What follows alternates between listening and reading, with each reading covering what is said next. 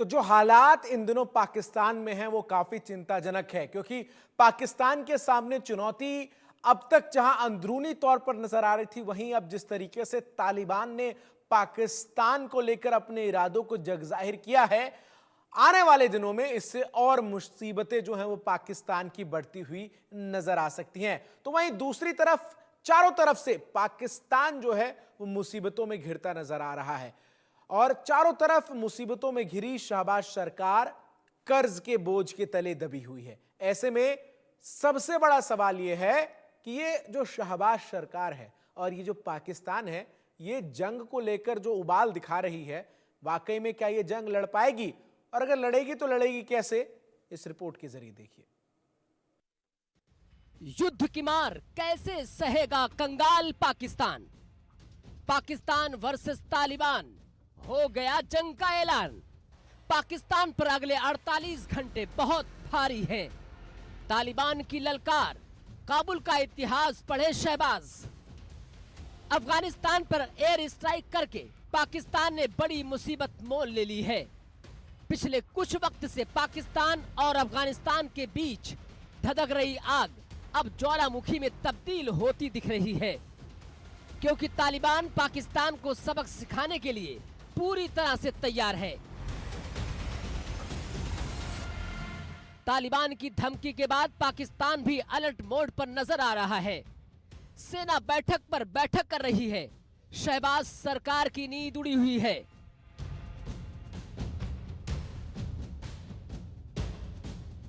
इसी कड़ी में पाकिस्तान ने सेना और वायुसेना ने पेशावर और कोयटा में सेना को तैनात कर दिया है। पाकिस्तानी सेना की कुछ टुकड़ियां अफगान सीमा पर पहुंच चुकी हैं।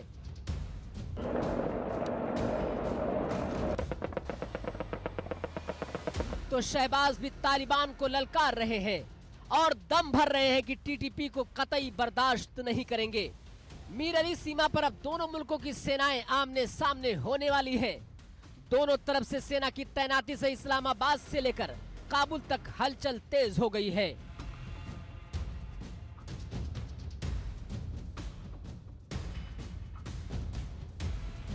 धमकी, घुड़की, चेतावनी, सबक सिखाने की वार्निंग की जुबानी जंग तो दोनों तरफ से है, लेकिन सवाल यह है कि अगर जंग होती है तो शहबाज सरकार जंग किस तरह से लड़ेंगे, क्योंकि शहबाज सरकार पहले से ही आर्थिक संकट, सीपैक प्रोजेक्ट में देरी, बलूचिस्तान में अलगाववाद और पीओके में आजादी की मांग, राजनीतिक उथल पुथल जैसी परेशानियों से घिरी हुई है। साथ ही कर्ज के दलदल में ऐसा फंसा है कि जिसका निकलना मुश्किल नहीं नामुमकिन लग रहा है। तो ऐसे में सवाल उठता है कि आखिर कर्ज के जाल में फंसा पाकिस्तान तालिबान से कैसे जंग लड़ेगा। पाकिस्तान पर कर्ज का बोझ 130 अरब डॉलर हो चुका है। पाकिस्तान को सबसे ज्यादा कर्ज चीन ने दे रखा है। अब चीन ने भी पाकिस्तान से कर्ज मांगना शुरू कर दिया है। अंतर्राष्ट्रीय मुद्रा कोष से ज्यादा कर्ज लेने वाले 3 देशों में पाकिस्तान भी शामिल है। पाकिस्तान का कुल कर्ज उसके कुल निर्यात का 352% है। पाकिस्तान का कुल कर्ज सकल राष्ट्रीय आय का 39% है। सऊदी अरब से पाकिस्तान ने 2021 में 3 अरब डॉलर कर्ज लिया था। कर्ज न चुकाने पर शहबाज ने सलमान से विनती भी की थी। सऊदी ने कर्ज चुकाने की मियाद फिलहाल 1 साल के लिए बढ़ा दी है। पाकिस्तान के सेंट्रल बैंक ने नकदी की कमी का हवाला दिया था। रिटायरमेंट की उम्र 60 से घटाकर अब 55 साल करने पर विचार कर रही है शहबाज सरकार। तो वहीं दूसरी तरफ तालिबान ने पाकिस्तान से बदला लेने की ठान रखी है।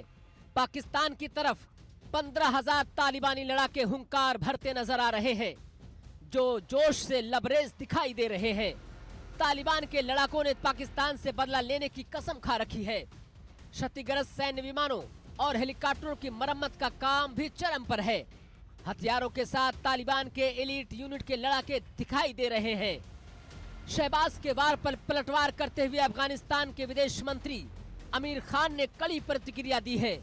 तालिबान हुकूमत को कमजोर ना समझे पाकिस्तान की हुकूमत। गलतफहमी का शिकार हो चुकी है मुनीर की सेना। खुशफहमी में जी रहे हैं शहबाज शरीफ। तालिबान के इतिहास को पढ़े शहबाज शरीफ। रूस, अमेरिका और नाटो को हमने सबक सिखाया है। बच्चों, बूढ़ों, महिलाओं को निशाना बनाना बहादुरी नहीं है। तो ऐसे में जिस तरह से जुबानी जंग और सरहद पर सेना की तैनाती हो रही है, उससे विदेश मामलों के जानकार के मुताबिक अब जल्द ही जंग का आगाज हो जाएगा, क्योंकि दोनों तरफ से कोई झुकने को तैयार नहीं है।